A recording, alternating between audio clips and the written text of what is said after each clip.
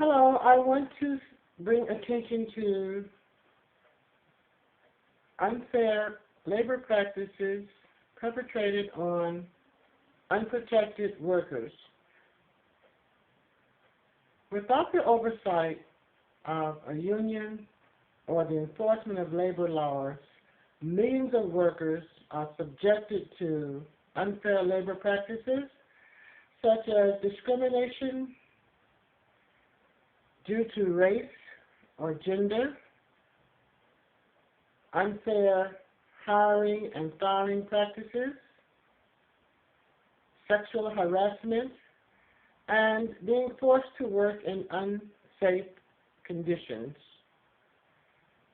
The abuses are rampant. The minimum wage is mandated by the federal government, and the minimum wage is to be $7.25. Abuse of this is rampant throughout the country. In Texas, an employee of 131 mentally challenged workers paid those workers only $65 for the week. The week consisted of 40 hours. These challenged workers did not have the wherewithal to protect themselves, so the community took up their plight. Another example of unfair wages as a negative labor practice is the tip worker. The tip worker is paid by the employee $2.13 on the $7.25 minimum wage that they are due. The worker is to make up the rest of the money through tips. If, however, tips do not equal to the $7.25 due as a minimum wage, the tip worker has no recourse. There is a law underway that would force restaurant owners to give tip workers sick leave. As of now, they have no sick leave. If they are too sick to work, they have no income for that time. The National Restaurant Association is citing that issue. Another instance of unfair labor practices would be in gender discrimination.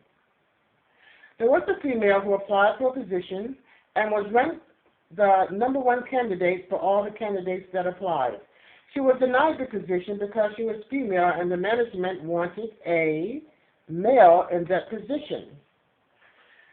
The union intervened and the female employee was given the position. Again, there are other instances of unfair work practices involving gender and sex discrimination.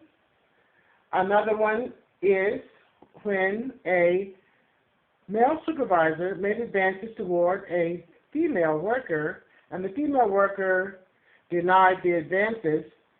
The male supervisor gave the female an unsatisfactory performance rating. The union again intervened, and the performance rating was re-rated, and the worker was prevented from having a negative evaluation on her record throughout her career. There are so many instances of unfair labor practices for those workers that are not protected by unions or when the current laws are not enforced. Unfair labor practices as it deals with unsafe working conditions. In Virginia at George Mason University, the cafeteria workers petitioned the school to provide protective gear because they were constantly getting cut and burned in the performance of their jobs. The university refused. The union intervened and protective gear was issued to the workers. These examples are examples of unfair work practices and it's examples of how, without union intervention, these atrocities would go on unimpeded. In conclusion, workers that do not have the protection of union or do not have the protection of enforced laws are subjected to unfair labor practices.